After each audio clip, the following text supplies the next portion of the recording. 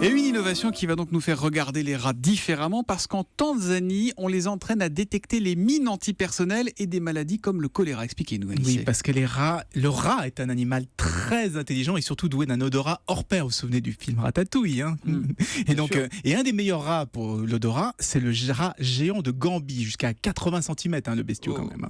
Et bien, dans le centre de recherche de l'ONG Apopo, c'est en Tanzanie, on leur apprend à reconnaître l'odeur des maladies comme la tuberculose, le choléra, vous l'avez dit, des maladies qui sont très difficiles à détecter. Mais on leur apprend aussi à reconnaître l'odeur de la TNT qu'il y a dans les mines antipersonnelles. Du coup, c'est beaucoup plus efficace qu'un détecteur de métaux, puisque, vous savez, il réagit au moindre bip, il se met à biper dès qu'il y a le moindre morceau de métal dans le sol, alors que le rat, lui, il ne réagit que quand il est passé sur une mine. Mais c'est des missions suicides, qu'est-ce qui se passe quand il tombe sur une mine? Boum, ça explose. Ah oui. Non, je blague. Le rat s'arrête, il se met à gratter le sol.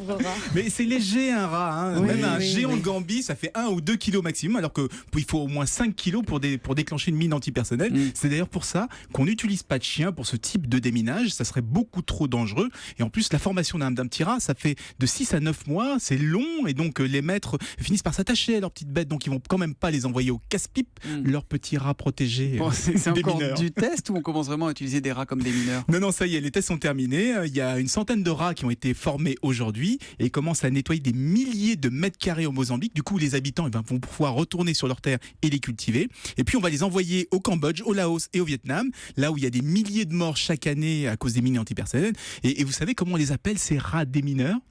Les rataboum? Non, les héros rats. C'est joli comme nom, les héros rats. Et la prochaine étape, ça va de les... La prochaine étape, ça va de les entraîner à retrouver des gens qui sont pris au piège dans un tremblement de terre. Là, on va leur mettre une petite caméra sur le dos. Et vous devinez comment on va les appeler, ceux-là? Les caméras. Ah, très joli les caméras, c'est très joli. C'est comme nos ratatouilles encore voilà une fois. Pour cette innovation, comme quoi on peut se servir de choses très naturelles, comme les animaux, pour avancer dans la technologie. Exactement, c'est simple et efficace. Le biomimétisme, comme on dit souvent. Le biomimétisme. À demain, cher Anissé Mbida.